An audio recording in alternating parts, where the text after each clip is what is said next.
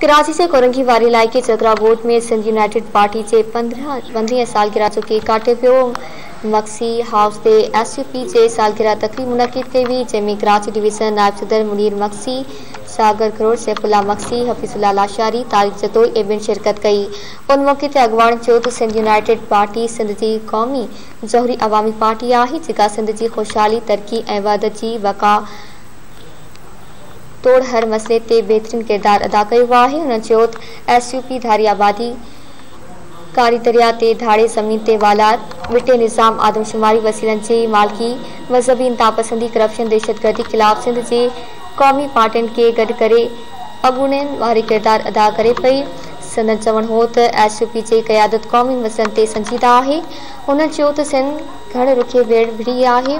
धरती जी ख़ुशहाली ऐं बका लाइ सिंध वासी यूनाइटेड पार्टी जे सफ़नि में शामिल थी सईद जलाल महमूद शाह जा वधीक हथ मज़बूत कनि।